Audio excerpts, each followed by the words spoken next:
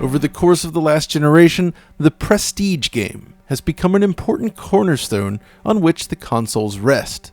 These massive, expensive projects are designed to push the medium to its limits, offering players new experiences alongside top-tier production values. And of course, within this upper echelon of studios, Naughty Dog has cemented itself as one of the best.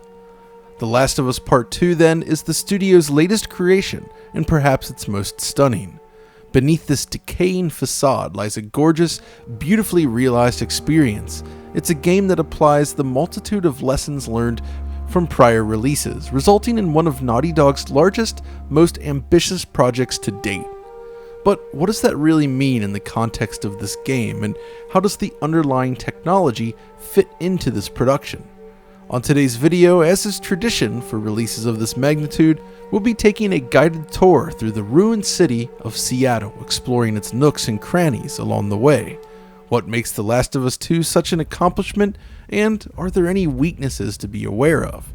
We'll explore all this and more on this episode of Digital Foundry.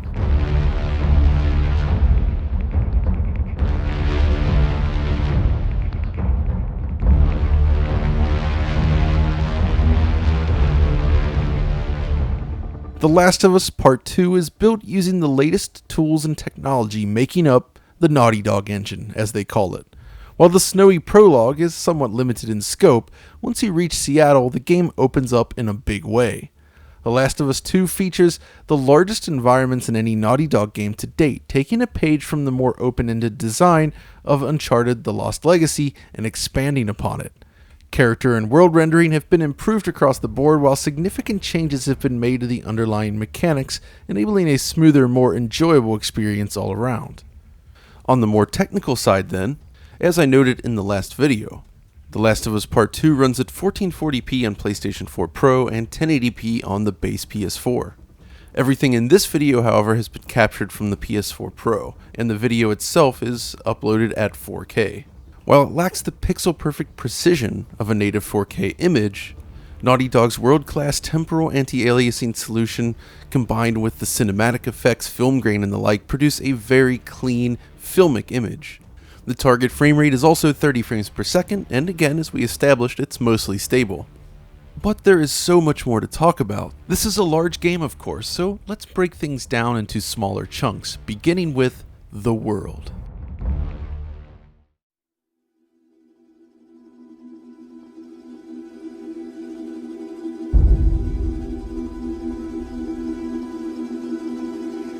The original The Last of Us, like Uncharted before it, is a highly cinematic game driven by set-piece moments, but its design called for slightly wider levels than anything in Uncharted. You make your way through a series of environments, encountering a mix of human and infected enemies along the way. It was designed to appear open visually, but it was still ultimately a series of tunnels, with mild deviations off to the side. This is true in part with The Last of Us Part 2. The main difference, however, lies in the city itself. Seattle serves as a sort of central pillar around which the game's more cinematic missions are constructed. Basically, it's almost akin to a hub, but not in that typical open world sense. During the sections involving this larger Seattle area, you may be presented with an objective at a specific location, but you're never explicitly told how to get there, nor funneled down a specific path. This is where the game differs from the original. You now have the option to take different streets, explore various buildings, and generally experience more of the world. There are a lot of places you aren't required to visit on your journey to the objective, but you will uncover useful supplies and encounters that you could have easily missed, making exploration worthwhile. This larger scope can also apply to certain puzzle solutions, which can exist across the map. Take this early section as an example, one of the first puzzles you'll encounter. You run across this gate, which has an electronic keypad controlling the lock. Now, you've already found a sheet of codes earlier, but the lock and gate lack electricity. So you follow the wires over to a generator, but the generator is out of gasoline. The objective then becomes locate gasoline. Simple, right? Well, what seems like an easy task can turn into an hour-long quest as you explore the surrounding Seattle area and its structures before eventually managing to get your hands on some petrol. And it's this aspect specifically that helps the world feel more like an actual place as opposed to a tunnel. While you're out in the field looking for a solution, you'll be given the opportunity to actually explore in a way that really wasn't possible in the original game. And this exploration brings us to our first visual focus, the world itself. From the smallest details to the largest structures, The Last of Us Part 2 is extremely dense. Indoors, the game leans on Naughty Dog's exceptional approach to pre-calculated indirect lighting. With no electricity in much of the world, environments are typically lit by light pouring in through windows and the like. The game seems to utilize a probe system combined with light maps and realistic, physically based materials off which the light plays very naturally. The result are these dimly lit interiors that just feel remarkably realistic. It's not perfect, as interactive objects don't always blend in with the baked lighting, but it works. Most objects sit very realistically within the scene, with natural ambient shadowing. This sort of indirect lighting is really challenging to pull off in an artistically pleasing manner, I feel. But Naughty Dog delivers in a big way. This is coupled with a supremely high level of detail with a large selection of prop objects crafted and placed around each room. The original game was already known for detailed interiors, but The Last of Us Part 2 goes far beyond in terms of quality and quantity. You see, as I noted earlier, there are now a lot of optional places to explore, and this increases the sense of exploration as you play through the game. It's no longer about following the scripted path through the game. The music shop, for instance, is a gorgeous area with a lot of bespoke detail, indicating the state of the world when everything fell apart. There's no reason to come here, but it's a nice place to visit, and there are supplies to pick up as well. Or how about the bank, where you'll find supplies and an extra weapon. A bank robbery was in progress on Infection Day, and one of the robbers was trapped inside the vault. These encounters and stories you stumble upon make exploration worthwhile, even if they do not fall on the critical path. While exploring these interior locations, you have access to a flashlight by pressing R3, and this is used regularly. In darker environments, the flashlight still projects shadows, like the original game, but the quality is greatly improved. The projection of the flashlight beam itself also interacts with particles and volumetric lighting in the scene, and the concentrated central part of the beam around the bulb is well realized in the projection from the flashlight. More importantly, the game simulates local bounce lighting by altering the color of the scene based on the color of the surface your light is pointed at. Notice how the scene takes on a different color hue depending on where the flashlight is pointed. The fidelity and additional freedom then basically work together to make exploration much more satisfying in this game. Each room has a story to tell. Now outside, things are even more impressive. When you first arrive in central Seattle, it becomes clear that things have changed. This is not a full open world city, mind you, but you get the impression that there's just a lot more to see, and that is accurate. Note all the detail used to decorate buildings and structures, the blowing grass which reacts as the player moves through the environment, the way the light plays off building surfaces and, in fact, the grass itself. The lighting certainly plays a significant role. The global illumination solution, for instance, exhibits light bounce off surfaces. Notice here how the red stones in the stairway color the surrounding scenery. It's similar to what we saw in Uncharted 4. Now you'll travel through a variety of locations as well, ranging from things like a snowy mountain, where the snow deforms as you make your way through it, to dense forests with foliage bending and snapping as you pass through it, and even waterways with algae which leave a visible trail as you swim. The props around you then are also of exceptionally high quality.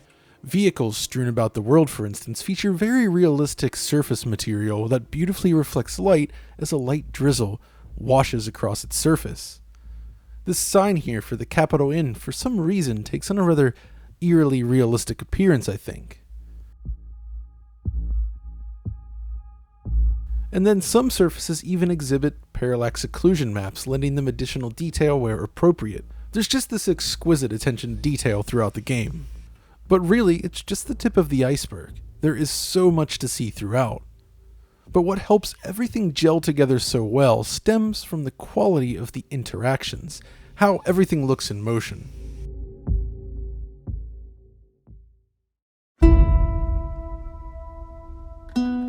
The key to creating a convincing world lies in its subtle interactions. Water that reflects, wind that blows, shadows that cast, glass that breaks, and more. Nailing these details is a key part of building any believable world, and The Last of Us Part 2 fares expectedly well. Naturally, you'll spend a lot of time from this perspective, controlling your character in a 3D space. Grounding this character requires a careful approach to shadows and reflections within the environment. In this case, Naughty Dog relies once again on capsule shadows, along with capsule reflections. Basically, using a rough approximation of the character shape, the artists can show very soft, natural shadows. As this game often relies on indirect lighting, this works supremely well. But what I really love are what seem to be these capsule reflections, where a colorless dummy character of sorts is used to represent reflections on more diffuse material. Like this pipe in the TV station, for instance. Notice how you can see a rough reflection of Ellie within the metal material, even as you move under it. The game uses this technique constantly across a wide range of surfaces, which gives it this subtle mix of reflection and shadow that helps anchor the character within the world. Combining these capsule shadows with more traditional methods of shadowing works supremely well. One scene I really liked is here. Notice how the light from above casts a large diffuse shadow as the enemy searches for the player. Just one great example. There are also instances of more direct reflections in things such as mirrors, which perhaps rely on a render-to-texture feature, using an invisible camera to capture the scene, then rendering it out to a surface. It's pretty convincing. For large surfaces such as water or wet pavement, Naughty Dog employs a mix of box-projected cube maps and screen space reflections. Now, there's nothing especially unique about this combination except for the craftsmanship on display. If you pay close attention, you'll notice that the cube maps are very carefully aligned with the scenery, allowing the SSR layer to almost perfectly line up. This helps avoid the typical SSR artifacts. Water in general was used in several different ways throughout the game. Small streams and water runoff look great, for instance. The same is true of the stormy seas along the coast. I just love the attention to detail paid to the surface based on the intensity of the water. Notice how bubbles are simulated across the surface in this scene. The Last of Us Part 2 also makes significant use of rain. Nearly half of the game's lengthy runtime features precipitation. The droplets themselves work in tandem with surface effects and lighting to deliver a very atmospheric result. It really conveys that feeling of being caught in a storm. Then of course we have volumetric lighting, which plays a role in establishing atmosphere throughout the game using a technique comparable to Uncharted 4. All of this is coupled with a robust post-effects pipeline, enabling the full range of cinematic effects, including per-pixel motion blur, film grain, and bokeh depth of field. Per-object motion blur has been a staple of Naughty Dog games since Uncharted 2, but the implementation here is perhaps the best yet. The artifacts visible in Uncharted 4, for instance, have been cleared up, which, combined with film grain, allows for much cleaner motion blur all around. As always, however, the motion blur intensity can be adjusted in the options menu if you prefer. Bokeh depth of field primarily shows up in cinematics, but it's also used while aiming or executing certain stealth moves. It looks excellent. Some other details to mention then include rope physics. At various points in the game, you'll need to pick up and throw a rope or extension cable, and it has its own physics system. Not only that, as you move towards or away from the point of origin, Ellie will either wrap or unwind the cable in real time, which is a nice touch. Glass is, of course, heavily featured throughout the game, and I'm rather fond of the animation work you see when breaking glass. You really get the impression of your character slamming an object against the surface, causing breakage, rather than just swinging and clipping through it like many games. Then there's the blood system. Now, this is perhaps a little disturbing to look at for some folks, but I do think it's worth pointing out. It's clear that a lot of time and effort was poured into this specific system. So, after you take out an enemy with a particularly nasty attack, you might notice blood slowly pooling around the victim. The same occurs if an enemy is killed underwater, in fact. This splattering of blood is given a lot of attention to detail, that's for sure. This is a very serious game, and each kill is given a lot of weight thanks to the visual design here. Now, this isn't everything, but I think by now you get the point. The thing is, there isn't much in the way of new ground being broken here. Rather, Naughty Dog has simply thrown every trick it's learned over the course of the generation into the game while refining each element to absolute perfection. And that's the key, refinement. So much time and effort has been poured into every aspect of the game, and it pays off in a big way. But one of the big things we haven't discussed yet, however, are the characters.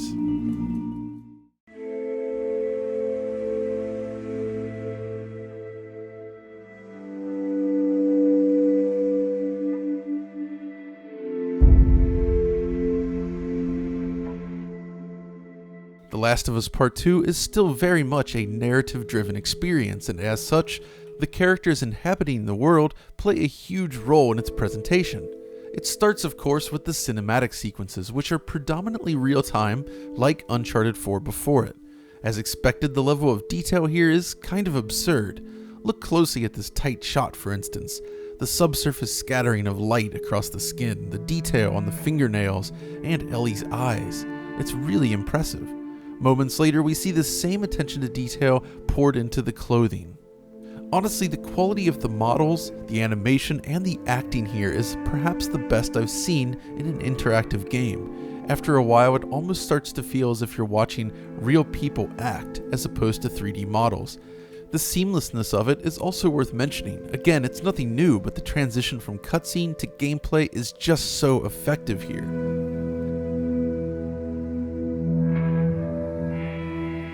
Thankfully, the gameplay models are also of exceptional quality. There's a ton of detail poured into every character, from Ellie herself, right down to fallen enemies. It's really impressive to see. Now, if you look closely at Ellie's model here, it's really obvious that her clothing stands out the most. There's just so much detail poured into every aspect of her outfit.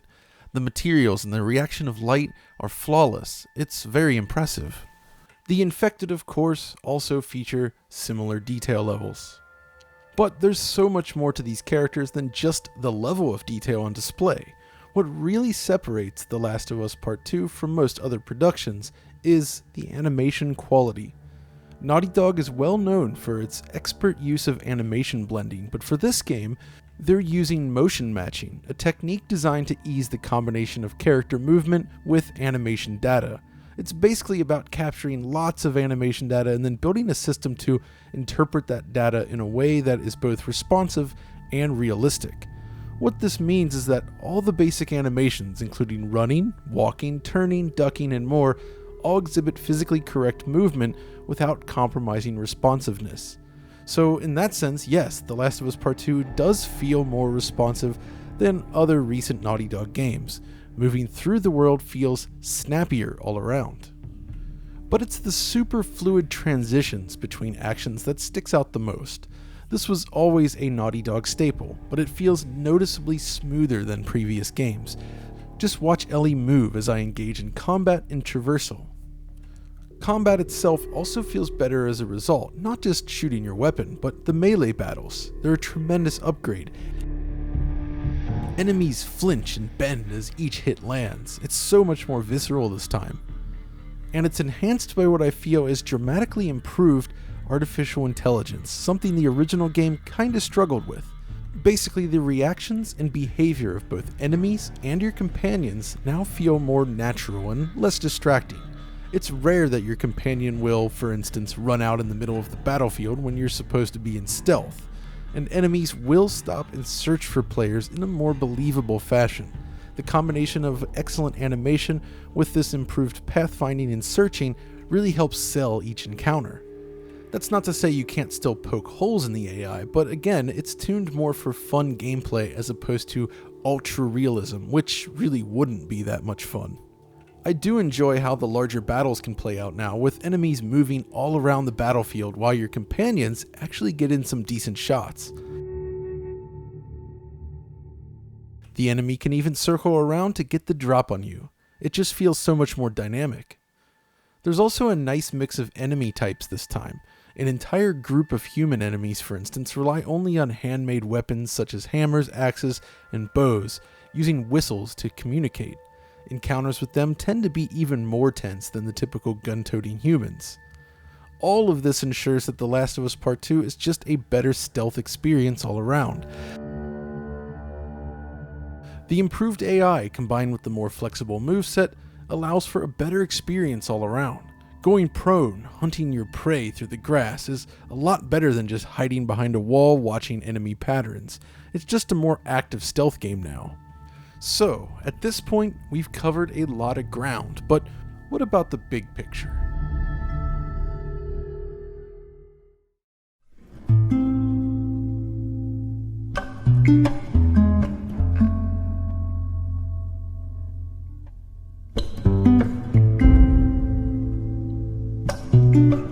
After making my way through The Last of Us Part 2, I walked away generally impressed. We've seen a lot of top-tier AAA releases this generation, and it's clear that a lot of other studios are delivering impressive results as well, but there's just something about these Naughty Dog productions that continues to stand out. This level of polish within the context of such a large game is difficult to beat.